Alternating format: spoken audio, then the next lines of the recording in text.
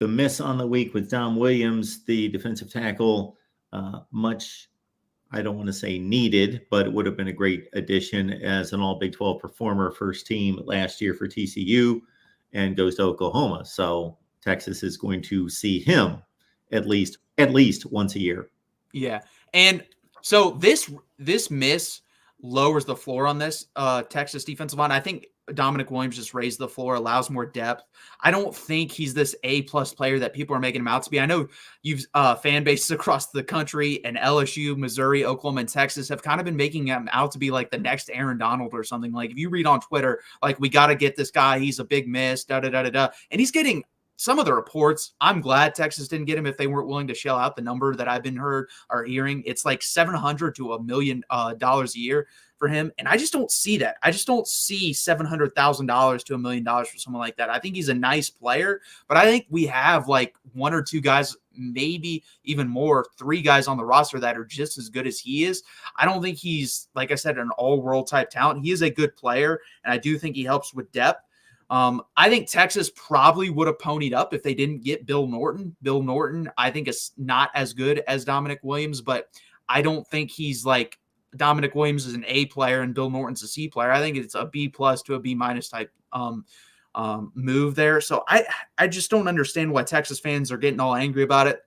Another thing you got to realize, how this plays in the locker room. If he's like the third guy on the team, like when the season starts at Texas, and the first and second guy are like, hey, we're making this much and he's making like more than us, that can cause all types of dynamics in the locker room. So I'm personally fine with missing out. Does it hurt? Of course it does. I'm not going to sit here and say it wouldn't have helped our defensive line room, because it definitely would have.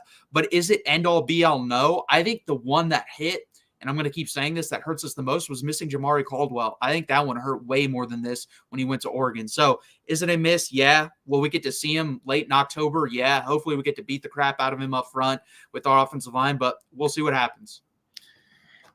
Guess how many tackles for loss Aaron Donald had as a senior at Pitt?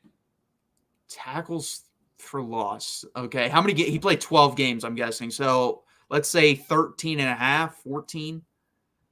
29. Holy crap. 29 tackles for loss. He had 66 in his career, 29 his final season with 11 sacks. He had 2 11-sack seasons.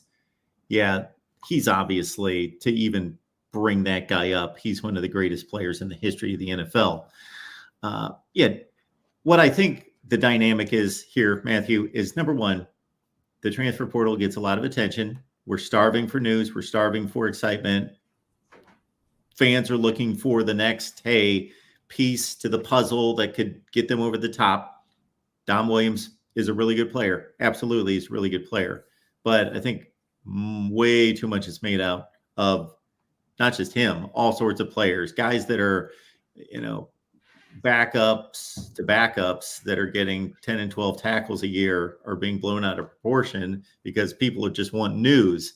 I guarantee that even for very ardent college football fans, there were players taken in last week's NFL draft who are really good players, but because they signed somewhere, never moved, never transferred, and filled a position that generally doesn't have stats that you see on a regular basis, you didn't even know who they were. And they were really good players, and they got drafted in the first 3 or 4 rounds of the NFL draft. So don't make something out of somebody like Damonic Williams to be something that he's not. Yeah, and it was just one of those things. They showed some of the clips when he was at LSU, and he's getting like bottle service at like this club, and I'm like, this guy's a good player and all, but he is not this guy. Like, I'm not giving this guy bottle service at a club down Baton Rouge, but they really needed him. If you look at their depth chart, they do not have any defensive tackle. So I understood their situation. And I guess there are reports of he was making like calls last minute, like, if you want me, bump up your offer. And to me, that's another thing too. If that's the number one goal for somebody, I don't want them on this team, period. I don't. I saw how that worked down in College Station, where that was the number one goal of 90% of the guys on that team is, let's get as much money as possible. And you saw how that turned out.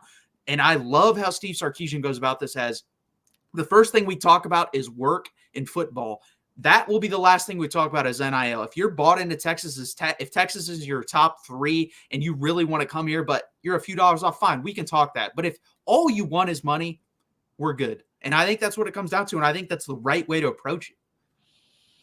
Yeah, and it sounds like that's the approach of most of the best teams in the nation, that they know who they are. They know that they're going to get premium talent, and they want a certain mindset.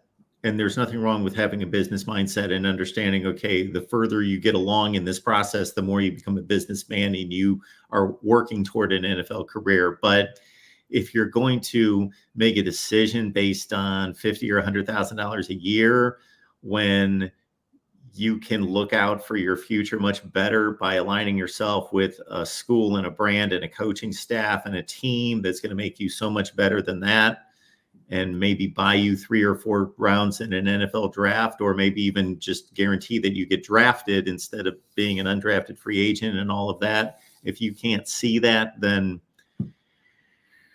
you're probably not necessarily looking at the big picture. No, like if you're looking at a program and they offer you $1 million, but the one that's better developing offers you 500,000, if that's the difference between 2 or 3 rounds, you'll make up that money when you get drafted. So to me, I'm looking at development and stuff like that. And I think Texas, under Steve Sarkisian, look at the last 2 drafts. I think we're in the top 5 in drafted players. So that has to be a thing now. There's really no negative angle to recruit Texas. I think we give fair NIL deals. We're starting to recruit even higher than we have been, and we develop. So I mean, I wish them the best. I'm never going to wish any harm to a kid or anything like that. But Oklahoma really hasn't done much under Brent Venables. He hasn't really produced that much NFL talent. They've struggled mightily defensively, even though that's his side of the ball. So time will tell. We'll see if he made the right decision. Leonard Taylor is a case in point. So Leonard Taylor was a 5-star that went to Miami, played 3 years. He was not a bust. He showed flashes. He had his particular games. He didn't turn out to be an all ACC type of player, but he was in that discussion as like a 3rd team honorable mention kind of player, because he definitely did show flashes, but didn't stay for the entire time, didn't get developed to the degree that he should have. I'm not going to speak to his effort or his investment in it, but a 5-star who actually was on the field playing and showed in spurts that he could be the fulfillment of a 5-star and an NFL player, did not get drafted. Now, if he shows up somewhere else, maybe he gets drafted. Yeah, and that's a big money. Like if he goes somewhere, let's say he's a 3rd-round pick, you're losing out on, from undrafted 3rd-round pick, you're losing out over a 4-year deal, $10 million probably. So, I mean, that's a lot of money. And that's what the thing, NIL is cool and all, but you're never going to make that type of money unless you're a quarterback maybe and you're like Caleb Williams type level. But you got to look at development, in my opinion. That's got to be number 1.